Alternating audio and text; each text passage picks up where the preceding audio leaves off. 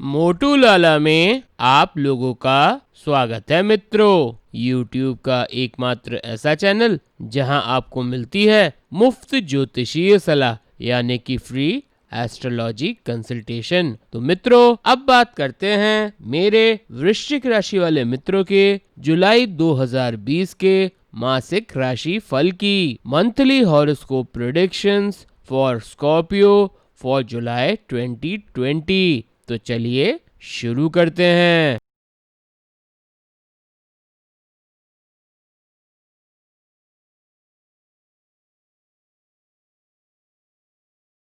तो मित्रों, सबसे पहले बात करते हैं मेरे वृश्चिक राशि वाले मित्रों के कैरियर के बारे में। यदि आपके कैरियर की बात की जाए तो दशम भाव का स्वामी अष्टम भाव में राहु के साथ होने से कार्यक्षेत्र में चुनौतियां अधिक रहेंगी। मंगल भी कर्म भाव से अष्टम भाव में होने के कारण आपके कार्यक्षेत्र में चुनौतियां बनाए रखेगा, जिससे आपके लिए कार्यस्थल पर टिकना थोड़ा मुश्किल हो सकता है। लेकिन यदि दृढ़ प्रतिज्ञ रहेंगे तो स्थिति बेहतर बनेगी। महीने के उत्तरार्ध में जब 16 तारीख को सूर्य का गोचर आपके नवम भाव में होगा तो आपको कोई खोई हुई प्रतिष्ठा पुनः प्राप्त होगी और कुछ लोगों का बेहतर जगह पर ट्रांसफर के भी योग बनेंगे, जिससे आपकी पद और प्रतिष्ठा की वृद्धि होगी और आपका मान सम्मान भी बढ़ेगा। यदि आप व्यापार करते हैं तो उसके लिए समय काफी बेहतर रहने वाला है और शुक्रदेव की कृपा पूर्ण रूप से आपके पक्ष में रहेगी। आपको अपने आलस्य को त्याग कर प्रयासों को गति देनी होगी, तभी जाकर आप अच्छा मुनाफा कमा पाएंगे। मित्रों, अब बात करते हैं मेरे वृश्चिक राशि वाले मित्रों के शिक्षा क्षेत्र के बारे में, यानी कि एजुकेशन। विद्यार्थियों की बात की जाए तो वे अपने अध्ययन के प्रति काफी ऊर्जावान रहकर प्रयास करेंगे। हालांकि उनकी एकाग्रता भंग भी होगी, लेकिन उनकी ऊर्जा उन्हें अपने क्षेत्र में आगे ले जाने का कार्य करेगी और उसकी वजह से वे काफी हद तक अच्छा प्रदर्शन कर पाएंगे। छठे भाव के स्वामी मंगल की पंचम भाव में उपस्थिति होने से आपको प्रतियोगी परीक्षा में सफलता के लिए एड़ी चोटी का जोर लगाना पड़ेगा, तभी जाकर बात बनेगी। इसके अतिरिक्त उच्च शिक्षा के लिए प्रयास करने वाले छात्रों को विदेशी कॉलेजों में दाखिला मिल सकता है, या एक राज्य से दूसरे राज्य में जाने वाले छात्रों के लिए भी बेहतरीन समय रहेगा, क्योंकि शनि की दृष्टि आपके नवम और द्वादश भाव दोनों पर रहेगी, जिसकी वजह से उच्च शिक्षा में सफलता के योग बनेंगे।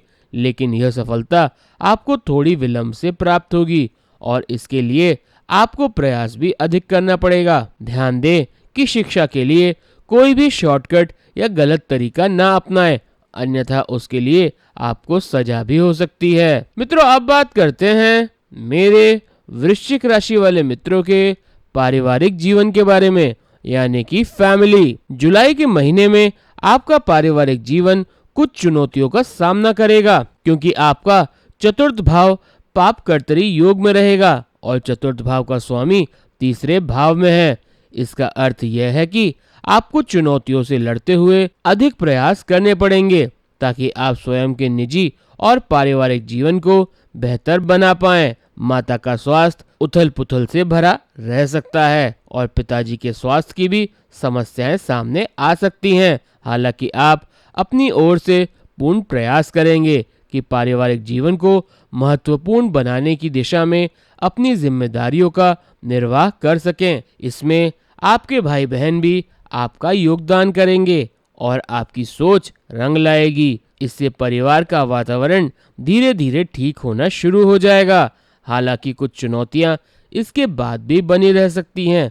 अपने ससुराल पक्ष के लोगों से झगड़े आदि का प्रयास न करें, इसमें दिक्कत हो सकती है। इसके अतिरिक्त द्वितीय भाव में बैठा बृहस्पति आर्थिक तौर पर परिवार के लिए अच्छा रहेगा, लेकिन धार्मिक मामलों में आपके परिवार की सोच काफी कट्टर हो सकती है, क्योंकि केतु भी साथ में है। ऐसी सोच का पालन करना आवश्यक होगा, अन्यथा घर के लोग आपको वह सम्मान नहीं देंगे जिसकी आप उनसे अपेक्षा करते हैं। परिवार के साथ चलकर परिवार की स्थिति को समझें और उसी के अनुसार आचरण करें, तभी आप परिवार में सुकून का अनुभव कर पाएंगे। मित्रों, अब बात करते हैं मेरे वृश्चिक राशि वाले मित्रों के प्रेम व वैवाहिक जीवन के बारे में, यानी कि लव एंड मैरिड लाइफ। प्रेम संबंधित मामलों के लिए ये महीना अधिक अनुकूल नहीं दिखाई देता, क्योंकि पंचम भाव में मंगल बैठा है जो अत्यधिक ऊर्जा का कारक है,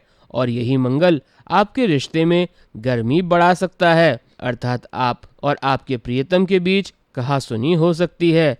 पंचम भाव का स्वामी बृहस्पति द्वितीय भाव में है, जो बताता है कि आपका प्रियतम आपके परिवार के प्रति उत्सुकता रखेगा और आपके परिवार के लोगों से मिलना चाहेगा, लेकिन बृहस्पति पीड़ित अवस्था में होने के कारण आपके प्रियतम का स्वास्थ्य भी कमजोर हो सकता है, और शनि की पंचम भाव पर दृष्टि पड़ने के कारण यह महीना आपके प्रेम जीवन के लिए कुछ चुनौतीपूर्ण ही रह सकता है। ऐसे में संभल कर रहें और कोई भी ऐसा कार्य न करें जो आपके रिश्ते बिगाड़ने वाला साबित हो। आपके प्रियतम को यदि आपकी आवश्यकता हो तो उनका साथ अवश्य दें। यदि आप विवाहित हैं तो इस महीने आपको अधिक चिंतित होने की कोई आवश्यकता नहीं है, क्योंकि यह महीना आपके लिए काफी हद तक बेहतर रहने वाला है।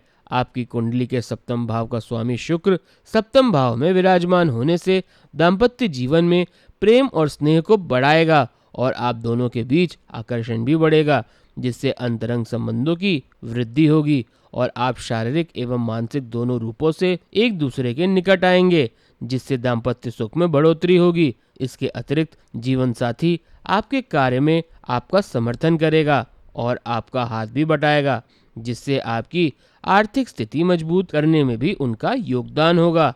इस दौरान ससुराल पक्ष से अच्छे संबंध बनाए रखने का प्रयास ठीक ठाक अच्छा चलेगा। मित्रों, अब बात करते हैं मेरे वृश्चिक राशि वाले मित्रों के आर्थिक जीवन के बारे में, यानी कि फाइनेंस। आर्थिक नजरिए से देखने पर पता चलता है कि दूसरे भाव में गुरु और केतु की युति है, जो परिवार में संचित धन को दर्शाती है। गुरु की उपस्थिति होने से आपको संचित धन में वृद्धि होगी और परिवार का धन बढ़ेगा, जिससे परिवार की आर्थिक स्थिति मजबूत होगी। राशि का स्वामी मंगल पंचम भाव में बैठकर आपके एकादश भाव को दृष्टि दे रहा है, जिसकी वजह से आप अपने निजी प्रयासों के द्वारा अपनी आर्थिक स्थिति को बेहतर बना पाने में सफल रहेंगे, और इस दौरान आपकी आर्थिक स्थिति बेहतर रहेगी। मंगल की दृष्टि अष्टम और द्वादश भाव पर होने से तथा शनि की दृष्टि भी द्वादश भाव पर होने से आपके खर्चों में कमी आएगी।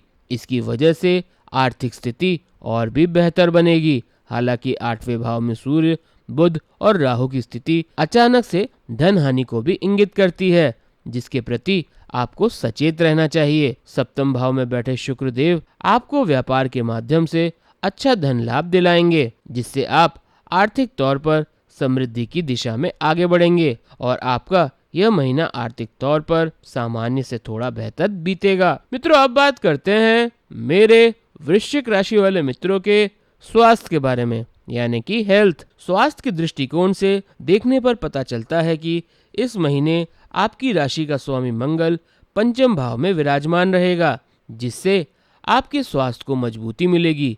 वहीं दूसरी ओर आठवें भाव में बुध, राहु और सूर्य की युति होगी और दूसरे भाव में गुरु और केतु का जमावड़ा तथा राशि स्वामी मंगल पर शनि की दृष्टि होने से हल्की फुल्की स्वास्थ्य समस्याएं प्रभावित कर सकती हैं। राहु का अष्टम में होना यह दर्शाता है कि आपको कोई रोग अचानक से महसूस होगा, जिसका इलाज एकदम से कर पाना संभव नहीं होगा। हालांकि वह अचानक से गायब भी हो जाएगा, अर्थात आपको अधिक डॉक्टर इलाज की आवश्यकता नहीं पड़ेगी, बल्कि कुछ घरेलू नुस्खे अथवा अल्टरनेटिव थेरेपी के द्वारा आप अपने स्वास्थ्य से संबंधित समस्याओं से मुक्ति पा जाएंगे। इस दौरान कुछ लोगों को फैटी लिवर की समस्याएं हो सकती है तथा कुछ लोगों को पेट में दर्द की शिकायत महसूस हो सकती है। इससे बचने के लिए विशेष रूप से अपने खान पान पर ध्यान दें और बाहर की हवा के प्रति सचेत रहें कि उसमें प्रदूषण की मात्रा